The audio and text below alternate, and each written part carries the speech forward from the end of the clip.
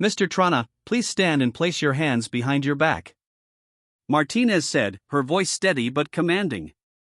Trana, as if drained of life, rose slowly, his black robe now resembling a funeral shroud. He muttered almost inaudibly, "I've served justice for 15 years. But Martinez, without a trace of emotion, approached, the handcuffs glinting under the courtroom lights. As the cuffs clicked around Trenga's wrists, the courtroom erupted. A reporter shouted, "Judge Trana is under arrest." Cameras flashed incessantly, capturing the image of him being led away, head bowed, eyes vacant. Chen, now standing, whispered to her assistant, "We need to review every case he ever handled." Bondi, standing silently, gathered her documents, her expression tinged with contemplation.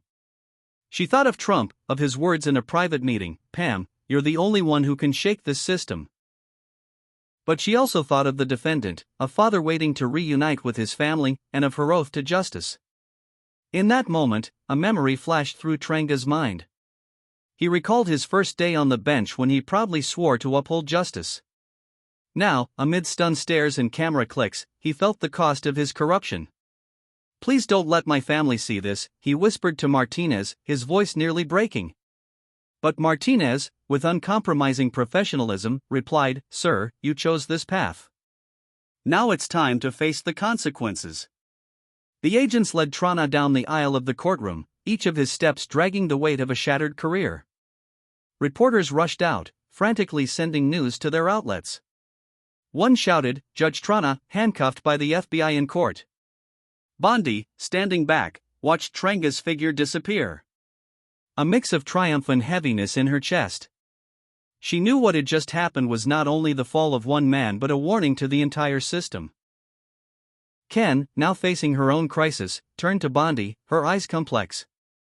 "You knew this was coming, didn't you?" she asked, her voice low but sharp. Bondi gave a slight nod, saying nothing. Her gaze returned to her documents. The courtroom door closed behind Judge Anthony Trana, led away in handcuffs, leaving a heavy silence. But outside, the world exploded. Reporters spilled into the halls of the Alexandria Federal Courthouse. Phones pressed to ears, voices urgently relaying news to newsrooms. Cameras flashed incessantly, capturing Trana, his black robe disheveled, face ashen, escorted by FBI agents. The crowd outside the courthouse roared like thunder. One side chanting Trump's name, the other screaming for justice. Within minutes, news of the arrest spread across media outlets, turning this courtroom into the epicenter of an unprecedented storm. Pam Bondi, still standing in the now quiet courtroom, gathered her documents with astonishing calm. Her eyes flicked to the window where pale light illuminated the stunned faces of court staff. She knew what had just happened was not just her victory but a blow to a fractured judicial system. Sarah, the lead prosecutor, remained at her table, hands gripping a stack of documents. Her eyes lost as if her entire world had been upended. "What do we do now?" she whispered to her assistant, her voice trembling, realizing every case she'd won under Trana was now in question. On news channels, TV screens across America lit up with the headline, "Breaking, Federal Judge Arrested in Court." A CNN report blared, "Judicial Scandal, Pam Bondi Exposes Judge Trenga's Corruption." A reporter stood outside the Alexandria courthouse, voice urgent. Just minutes ago, Judge Anthony Trana, a powerful figure in the Eastern District of Virginia Court, was handcuffed by the FBI in his own courtroom after U.S. Attorney General Pam Bondi revealed evidence of bribery and bias. X posts exploded. From praise calling Bondi a hero of justice to harsh criticism labeling her Trump's pawn. One viral post spread rapidly, "Bondi just took down a corrupt judge. This is Trump's strike at the system." In the courtroom, Bondi stepped outside, facing a sea of microphones and cameras waiting for her. The flashing lights were blinding, but she stood tall, her voice clear and strong. "Today, we've seen that no one is above the law," she said, her gaze sweeping the crowd of reporters. "What happened in this courtroom is a reminder that justice must be protected, no matter someone's position or power." She didn't mention Trump, but everyone understood this victory bolstered her standing in his administration. A testament to Trump's narrative of a rigged system that needed cleansing. Outside, the protesting crowd grew increasingly volatile. A group of Trump supporters held up banners, "Bondi, Defender of Truth." Meanwhile, opponents shouted, "This is a political stunt." A Fox News reporter pushed through the crowd, interviewing a protester. Bondi did what the justice system should have done long ago: expose corruption. The woman, middle-aged, shouted with excitement. But a few steps away, another shook their head. This is just Trump's way of retaliating against his enemies. In the prosecutor's office, Sarah sat with her team. The atmosphere heavy like a dark cloud. "We need to review every case Trenga ever handled," she said, her voice strained. Her assistant, a young lawyer named Mark, shook his head. If what Bondi said is true, dozens of rulings could be overturned. "Our careers," he trailed off, his gaze lost. Sarah, though shaken, felt a sudden resolve. "We have to cooperate with the FBI," she said firmly. "If we've unwittingly relied on a corrupt judge, we have to make it right." The decision, though painful, was her first step toward reclaiming her integrity. Crosstown in a news studio, legal analysts debated fiercely. A former prosecutor on MSNBC remarked, "What Bondi did today is unprecedented. A federal judge arrested in court. This will force us to re-examine the entire judicial system." Another expert from CNN cautioned, "But we must ask, is Bondi using this to bolster Trump's power?" Her role as U.S. Attorney General raises questions about independence. These words reflected the deep divide as the nation was swept into a debate over the case's implications. Bondi, back in a temporary office near the courthouse, received a text from Susie Wiles, a close Trump advisor. "You did it, Pam. The president is proud of you." Bondi gave a faint smile, but her eyes weren't fixed on victory alone. She thought of the defendant, a father who might soon reunite with his family, and of her oath as a lawyer to defend justice, no matter the cost.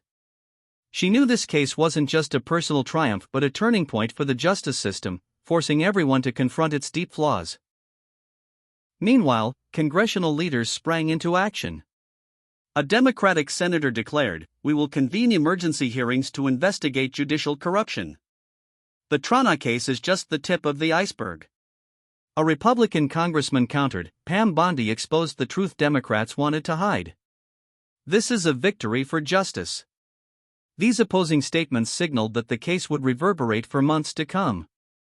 At the courthouse, staff began clearing courtroom 14A, but no one could erase the impact of what had just transpired.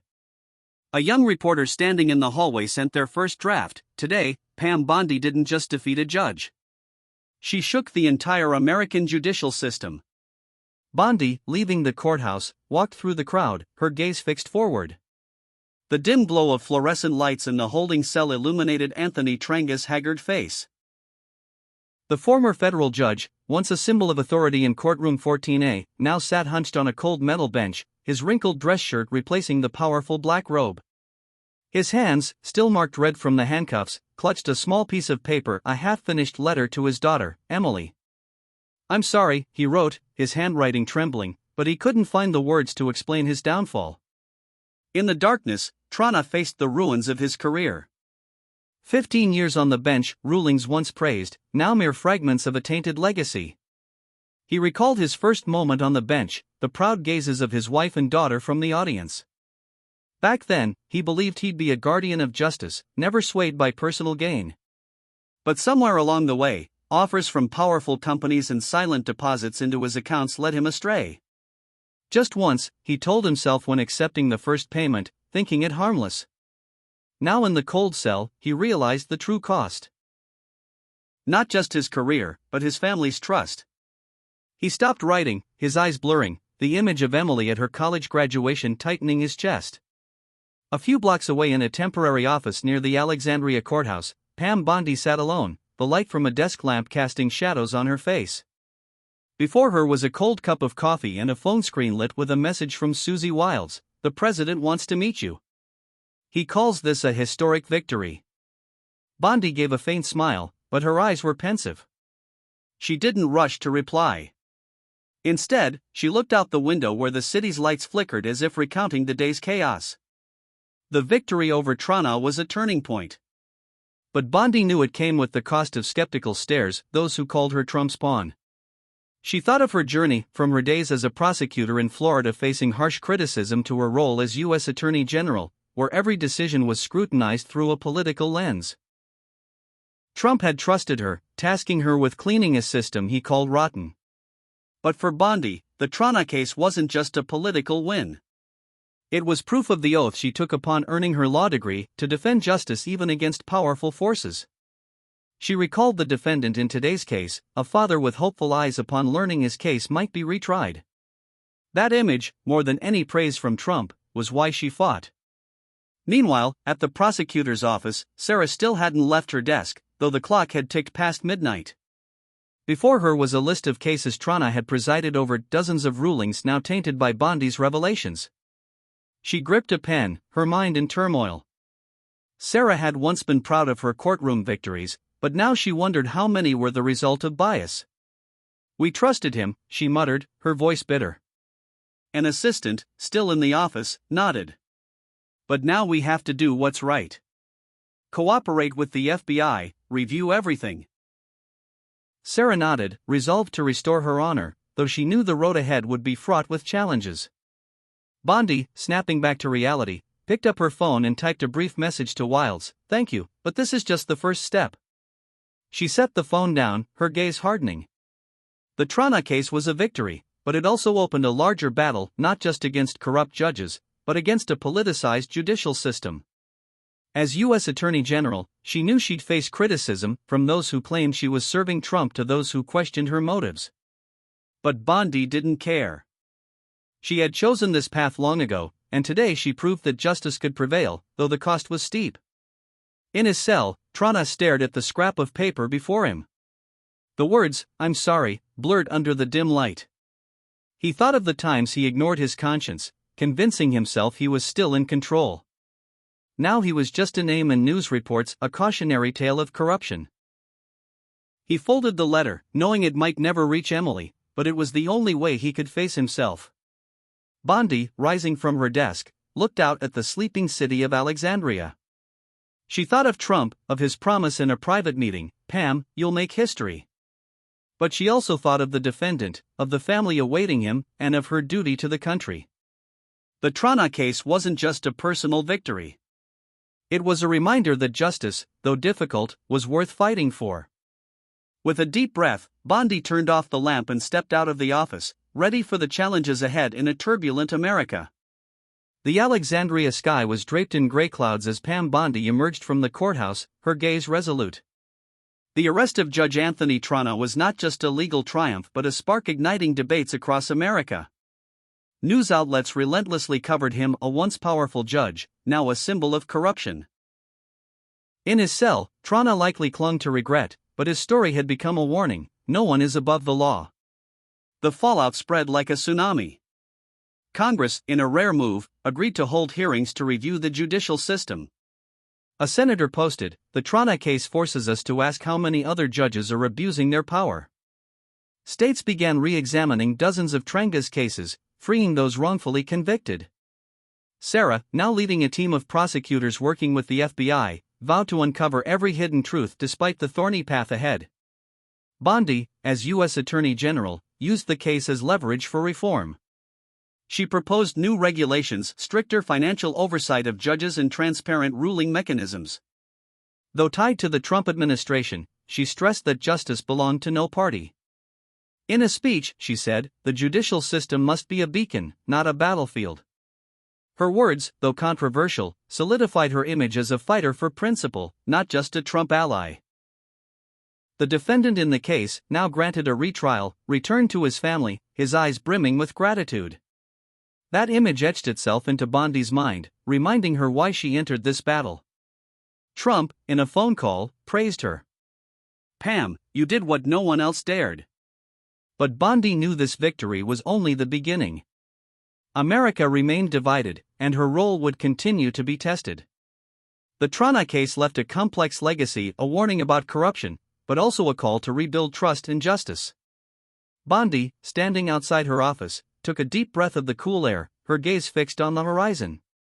She was ready for new battles, carrying the lesson from today: justice, though difficult, is always worth defending. As sunlight broke through the clouds, she walked forward, knowing this story would continue to echo, shaping the future of a system yearning for change. The story of Judge Anthony Trenga's downfall and Pam Bondi's triumph in Courtroom 14A reflects deep-seated issues in American society today, particularly the erosion of trust in the judicial system and political polarization. Trenga's case, a once iconic figure of justice corrupted by greed, shows how power can lead to complacency, as when he accepted illegal payments from Apex Solutions, believing himself untouchable. Meanwhile, Bondi's resolve, despite suspicions of being Trump's pawn, underscores that loyalty to the principle of justice can transcend political bias. Her actions, from presenting the whistleblower affidavit to coordinating with the FBI, prove the power of truth and confronting injustice. The lesson from this story applies directly to modern American life.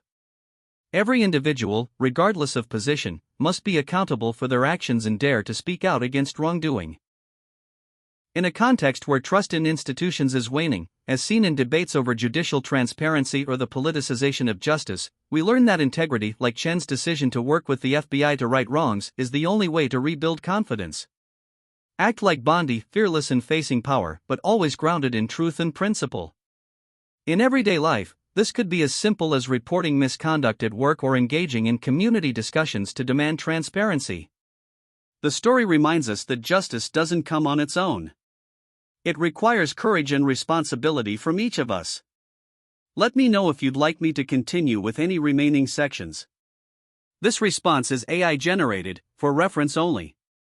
Fire Elon Musk gets shocking news from Congress, 1.jpg. JPEG 220.87 kilobytes. Recreate this image in better and remove the caption. I'll recreate this image concept in a cleaner, more professional style without the caption. Here's my approach. Visual concept. A dramatic split image showing Elon Musk on one side and the US Capitol building on the other. Lightning bolt graphic between them representing the shocking news. Modern tech/futuristic aesthetic with electric blue and gold tones. Improved design elements. High-resolution portrait of Elon Musk looking surprised/concerned. Detailed illustration of Congress building with glowing windows. Dynamic energy effects between the two halves. Clean, minimalist background with subtle circuit board pattern. Professional color grading and lighting. Technical specifications. 1920 by 1080 resolution, can adjust as needed. Vector-based design elements for scalability. Balanced composition with visual hierarchy. No text or captions as requested. Would you like me to refine any particular aspect of this concept? I can adjust the style, more corporate, more dramatic, etc., or specific elements to better match your vision. Since I can't directly create images, I'd recommend using this description with a graphic designer or AI image generator to produce the final visual asset. Would you like me to suggest specific tools or provide more detailed design specifications? Design. Here's a refined design concept for your Elon Musk/Congress image with detailed specifications. 1. Composition layout. Split screen design with Elon Musk, left 60%, and US Capitol, right 40%. Diagonal energy beam dividing the sections with electric plasma effect. Subtle binary code pattern in the background, 0.3 opacity. 2. Left panel, Elon Musk. High-res portrait, Musk in crisp suit with shocked expression. Lighting, cold blue spotlight from above. Tech elements, holographic Tesla/SpaceX logos floating behind. Color palette, electric blue, #00ETH, and silver accents. 3. Right panel, Congress. Illustration style, semi-transparent neo-futuristic Capitol building. Lighting, warm golden glow from windows, #FFD700. Dynamic elements, floating document icons with red classified stamps. Color palette, deep red, #C00, and gold gradients. 4. Central divider. Lightning effect, 3D rendered energy arc with particle sparks. Data stream, animated style binary code flowing through the bolt. Glow effect, intense white core with blue outer aura. 5. Technical specs. Aspect ratio, 16:9, 1920x1080px. File format, PNG 24 with transparency. Color profile, RGB with DCI-P3 gamut. Style reference: cyberpunk meets C-SPAN aesthetic. Recommended tools for DIY creation. Midjourney prompt: Elon Musk shocked portrait left, US Capitol building right, divided by lightning bolt, cyberpunk style, Ultra HD 8K, cinematic lighting, no text AR16:9. Canva, use split landscape template with tech elements. Professional execution. Adobe Photoshop, layer styles with gradient maps. Illustrator, vector energy effects. Blender, 3D lightning element, optional. Visual references to mention to designer. Westworld title sequence for the tech aesthetic. House of Cards for political drama lighting. Cyberpunk 2077 for the energy effects. When Judge Anthony Trana issued a warning to Pam Bondi, threatening to throw her in jail, no one expected that she would be the one to plunge the entire courtroom into chaos. What Bondi revealed afterward not only left the courtroom atmosphere suffocating, but also spread like an earthquake across the nation. The federal courthouse in Alexandria held its breath. The air was thick, tense enough to cut with a knife, as Judge Anthony Trana entered courtroom 14A. At 63, he was a symbol of stern authority and cold power, a man no stranger to contentious political trials. But this morning, something was different. An uneasy feeling hung in the air, as if the entire room stood on the edge of an impending storm. At that moment, the door opened again, and Pam Bondi walked in. The Attorney General, a staunch ally of Donald Trump, carried herself with steely confidence and the aura of a battle-hardened warrior, seasoned by many political fights. In a perfectly tailored navy suit, her blonde hair neatly tied back, Bondi was not just the defense attorney. She was the focal point of this trial. The woman who had weathered the storm of scandals surrounding the Trump Foundation was now preparing to face a judge who made no effort to hide his hostile gaze. Outside, the crowd roared. Trump supporters and detractors clashed, holding signs, jostling amid a swarm of press and media cameras. Inside, every seat in the courtroom was filled. Heavy breaths, tense glances. Everyone sensed something was about to erupt. Trana sat at the bench, gripping a stack of files tightly, his jaw clenched as if suppressing a rising anger. Below, Bondi stood tall, holding a bundle of documents, her razor-sharp gaze locked on him. Two sides, two forces, a confrontation shaped not just by law, but by honor, power, and political destiny. The trial hadn't yet begun, but the battlefield was clear. Trana struck his gavel on the desk, the sharp sound ringing out like a starting shot. "The court is now in session," he said, his voice low but cutting like a blade through the air. He looked directly at Bondi, his suspicion undisguised. "Today, we will consider the defendant's motion to dismiss the indictment. Miss Bondi, you may begin your presentation, but be warned, this court will not tolerate any theatrics." The icy warning prompted a few reporters to exchange glances, their pens poised to capture every word. But Bondi only gave a faint smile, fleeting but loaded with intent, as if she had heard such warnings 100 times before. She stepped to the podium, her movements deliberate. The documents were placed down with the certainty of someone who knew exactly what she would say and where she would strike. Bondi took a deep breath and began. Her voice rang out clear and sharp, each word honed to precision. "Your Honor, the defense respectfully moves to dismiss the indictment based on serious flaws in the investigative process," Bondi said, her voice clear and steady. Specifically, the prosecution has failed to provide sufficient evidence as required under Federal Statute 18, Section 1001, regarding the validity of the fraud allegations. She cited a precedent from the Fourth Circuit Court of Appeals, emphasizing that charges lacking clear legal grounds must be dismissed to protect the defendant's rights. Trana leaned forward, his eyes narrowing. "Miss Bondi, are you trying to turn this trial into a political spectacle?" he interrupted, his tone as sharp as a blade. "I've seen enough of these tactics. Do you think you can manipulate this court with eloquent arguments?" The courtroom fell silent, save for the frantic scribbling of reporters' pens. Chen, seated at the prosecution table, frowned slightly, sensing something unusual in Trenga's tone. Bondi, unfazed, held her stance, her gaze locked on him. "Your Honor, I am merely fulfilling my duty to protect my client's legal rights," Bondi replied, her voice calm but resolute.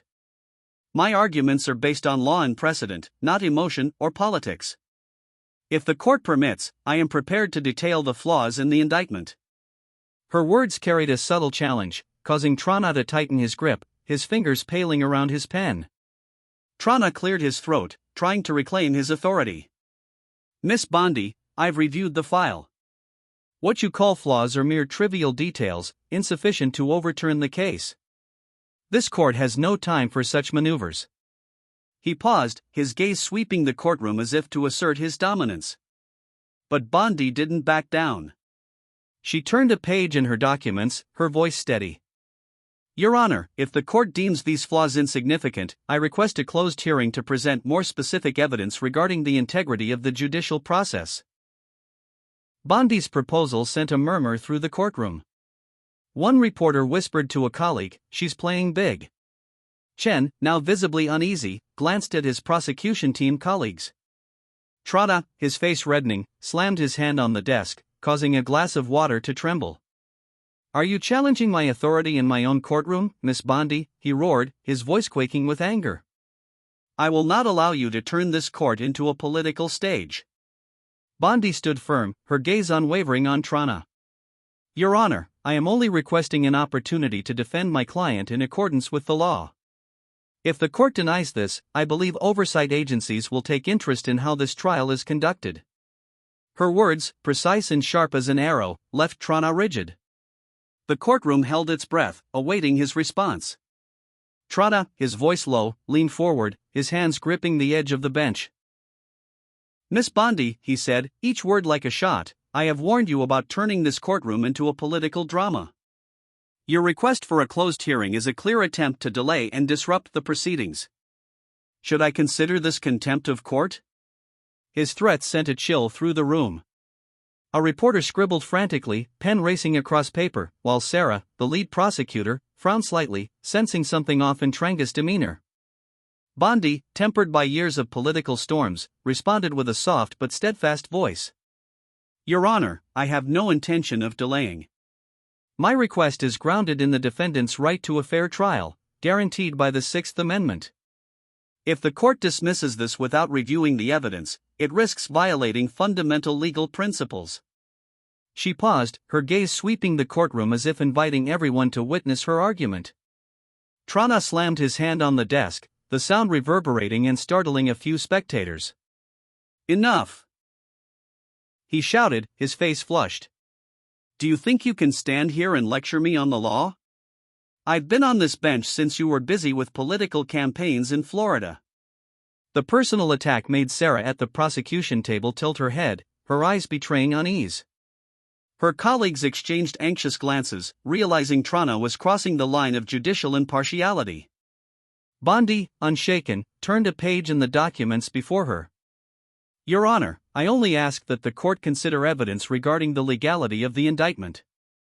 In United States v. McDonald, the Supreme Court affirmed that criminal charges must be built on clear legal grounds, not speculation or political motives. She emphasized each word, her voice a steady rhythm, captivating the courtroom. If the court refuses to consider this, I must request it be noted for the record to protect my client's rights. Her words struck like an arrow hitting its mark. Trana, visibly provoked, stood abruptly, his black robe billowing like a symbol of faltering authority. Are you threatening me in my own courtroom? He roared, his voice trembling with rage. I could order you detained immediately for this attitude. A murmur spread through the courtroom. One reporter whispered to a colleague, he's losing control. Chen, now unable to hide his concern, leaned down to whisper to an assistant, as if considering intervention. Bondi, with an almost supernatural calm, took a small step toward the podium, her gaze fixed on Trana. Your Honor, I am not threatening, but merely fulfilling my duty. Under Federal Statute 28, Section 144, a judge must recuse themselves if there is evidence of bias. I have reason to believe the fairness of this trial is at risk. Her words were like a stone dropped into a still lake, sending ripples of astonishment through the room. Reporters scribbled furiously, sensing a major event unfolding. Trana, his face now purple with rage, slammed his hand on the desk again, making the glass of water tremble. Miss Bondi, you are going too far. I won't let you turn the courtroom into a political stage. He pointed at her, his voice shaking with fury. But Bondi, with a subtle smile, held her ground. Your Honor, if the court finds my arguments baseless, I am prepared to present specific evidence right now regarding actions that may compromise the fairness of this trial. Her declaration silenced the room as if everyone held their breath for what would come next. In that moment, Bondi thought of her years battling in the political arena, the time she stood firm against pressure and criticism. She recalled a brief meeting with Trump when he said, "Pam, they'll try to take you down, but you're tougher than them." Those words now fueled her like a fire, urging her forward. Sarah at the prosecution table bit her lip, her unease growing. She realized Trana wasn't just facing Bondi, but a storm he couldn't control. Trana, trying to regain composure, sat down, but his hands trembled. "Miss Bondi," he said, his voice quieter but still hostile, "if you have evidence, present it. But I warn you, any attempt to discredit this court will have serious consequences." His threat sounded weak, like a final effort to cling to authority. Bondi nodded slightly, opening her file. "Your Honor, I will present evidence not to discredit the court, but to protect justice." She paused, her gaze sweeping the courtroom, ensuring all bore witness. "And I believe what is about to be revealed will force us all to reconsider the integrity of this judicial process." The room fell silent, filled only with the pounding heartbeats of those present. Bondi remained unshaken. She opened an envelope, pulling out a carefully marked set of documents. "Your Honor, this is a sworn affidavit from a witness formerly employed within this court system, detailing instances of judicial misconduct." The courtroom buzzed, whispers spreading like waves. Bondi continued, her voice sharp as a blade. Specifically, the affidavit reveals that in multiple cases, including United States v. Carter and United States v. Quarter, there were irregularities in the judicial process. Trana, as if struck in the heart, stood abruptly, his black robe billowing. "This is blatant slander," he shouted, his voice breaking.